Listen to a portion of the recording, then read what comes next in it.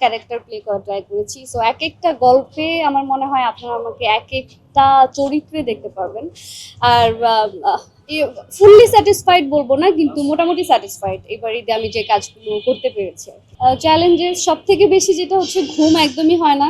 চেহারা দেখতেই পাচ্ছেন একদম নষ্ট হয়ে গেছে। না না, সুন্দর হয় নাই, চেহারা একদমই নষ্ট হয়ে গেছে, ঘুমাইতে পারছি না। আরেকটা ব্যাপার হচ্ছে প্রতিদিন শুটিং থাকলে এক ক্যারেক্টার থেকে বের হতেই টাইম লাগে। মানে আরেকটা ক্যারেক্টারের 2-3টা সিন করার পরে মনে হয় যে ওকে, মানে বিশ্বাস হয় যে আমি এই ক্যারেক্টারটা। সো প্রতিদিন শুটিং করাটা ঠিক না। ঈদের পরে অবশ্যই গ্যাপ নিয়ে নিয়ে শুটিং করার ট্রাই করব। না না, আমি শুটিং শেষ কোথাও চলে যাই নাই। কি বলেন আপনি এসব? এই অন ক্যামেরা এরকম উল্টাপাল্টা কথা বলেন কেন?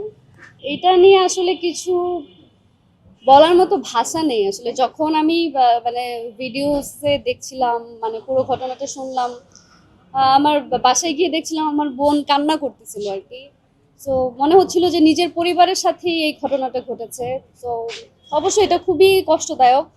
আমার মনে হয় ওই লোকটারে ধরে ডিরেক্টলি ফাঁসির দড়িতে ঝুলানো উচিত আর কি। ফাঁসির দড়িতে ঝুলানোর আগে ওকেও মানসিকভাবে অনেক টর্চার করা উচিত। হ্যাঁ, আমাদের দেশে বিচার হয় না, আমাদের দেশে বিচার হয় না। আমার নিজের ফ্যামিলিতেও এরকম একটা কাহিনী আছে। মানে আমার এক বোন, যখন আমি ক্লাস 7-এ পড়ি তখনও মারা গিয়েছে, কিন্তু এখনো নাকি সেই আসামি জেলে। তার ফাঁসির জন্য নাকি অনেক টাকা পয়সা লাগবে। সো এটা আসলে খুবই লজ্জাজনক। আমার মনে হয় যে আমাদের দেশের আইন ব্যবস্থা আরো ভালো হওয়া উচিত।